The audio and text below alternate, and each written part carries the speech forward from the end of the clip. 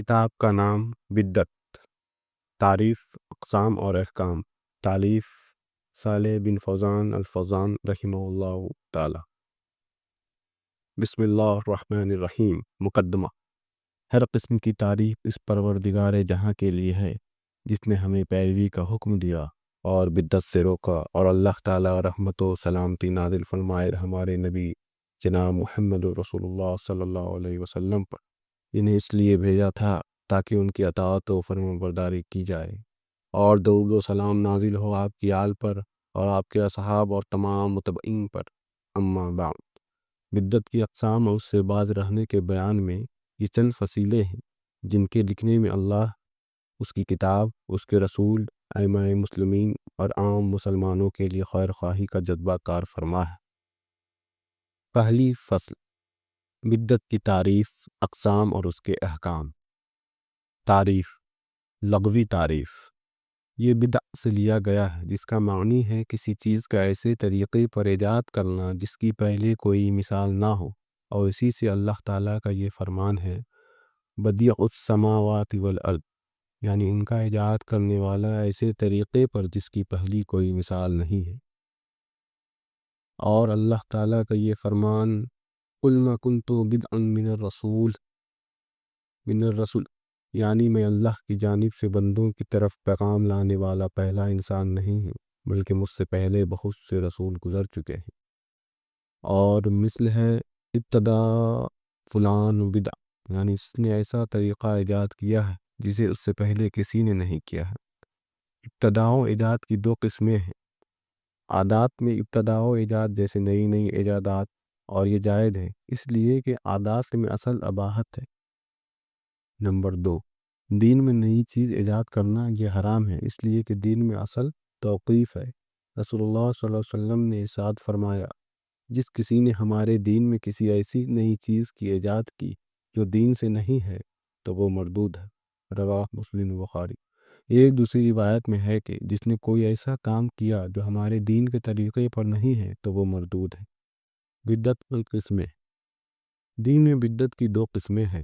پہلی قسم ایسی بدعت جن کا تعلق قول و اعتقاد سے ہے، جیسے معتزلہ، رافضہ اور تمام گمراہ فرقوں کے اقوال و اعتقادات۔ دوسری قسم عبادتوں میں بدعت، جیسے اللہ کی پرستش غیر مشروع عبادت سے کرنا، اور اس کی چند قسمیں ہیں۔ پہلی قسم نفس عبادت ہی بدعت ہو، جیسے کوئی ایسی عبادت ایجاد کر لی جائے جس کی شریعت میں کوئی بنیاد اور اصل نہ ہو، مثلاً غیر مشروع نماز، غیر مشروع روزہ، یا غیر مشروع عیدیں جیسے عید میلاد النبی وغیرہ وغیرہ۔ دوسری قسم جو مشروع عبادات میں زیادتی کی شکل میں ہو، جیسے کوئی ظہر یا عصر کی نماز میں 5ویں رکعت زیادہ کرتے۔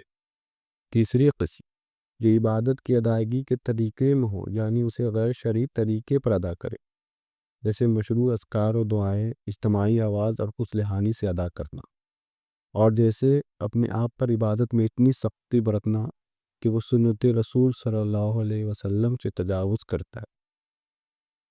چوتھی قسم جو مشروع عبادت کسی ایسے وقت کی تخصیص کی شکل میں ہو جسے شریعت نے خاص نہ کیا ہو، جیسے 15ویں شعبان کی شب و روز نماز و روزے کے ساتھ خاص کرنا، کیونکہ نماز و روزے اصلاً مشروع ہیں لیکن کسی وقت کے ساتھ خاص کرنے کے لیے دلیل کی ضرورت ہے۔ بدعت کی تمام قسموں کا حکم دینی نقطۂ نظر سے۔ دین میں ہر بدعت حرام اور باعث ضلالت و گمراہی ہے، اس لیے کہ رسول اللہ صلی اللہ علیہ وسلم کا فرمان ہے، دین کے اندر تمام نئی پیدا کی ہوئی چیزوں سے بچو، کیونکہ ہر نئی چیز بدعت ہے اور ہر بدعت گمراہی۔ اور رسول اللہ صلی اللہ علیہ وسلم کی اس فرمان کی وجہ سے بھی من احدث فی امرنا ھذا ما لیس منہ فہو رد، تو یہ حدیث اس بات پر دلالت کرتی ہے کہ دین میں ایجاد شدہ نئی چیز بدعت ہی ہے، اور ہر بدعت گمراہی ہے اور وہ مردود ہے۔ اس کا مطلب یہ ہے کہ عبادات و اعتقادات میں بدعتیں حرام ہیں، لیکن یہ حرمت بدعت کی نوعیت کی اعتبار سے مختلف ہے۔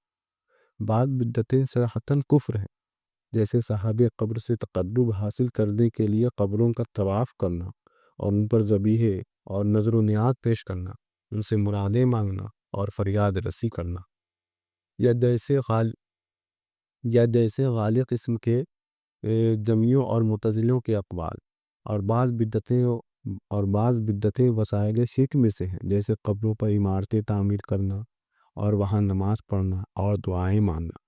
بعض بدعتیں فسق اعتقادی ہیں، جیسے خوارج، قدریہ اور مرجیہ کے اقوال اور شرعی دلیلوں کے مخالف ان کے اعتقادات۔ اور بعض بدعتیں معصیت و نافرمانی کی ہیں، جیسے شادی بیاہ سے کنارہ کشی اور دھوپ میں کھڑے ہو کر روزہ رکھنے کی بدعت، اور شہوت جمع ختم کرنے کی غرض سے خصی کرنے کی بدعت۔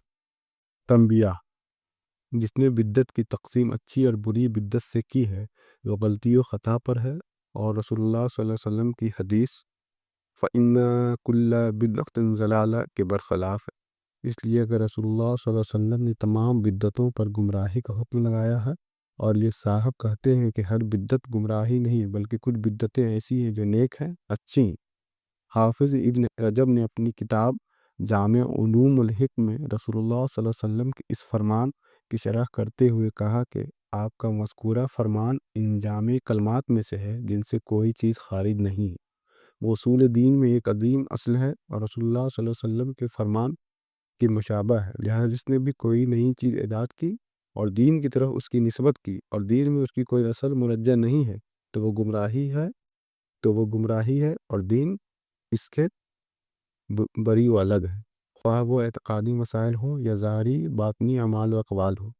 اور بدعت حسنہ کہنے والوں کے پاس کوئی حجت و دلیل نہیں ہے سوائے حضرت عمر رضی اللہ عنہ کے تراویح کے بارے میں اس قول کے کہ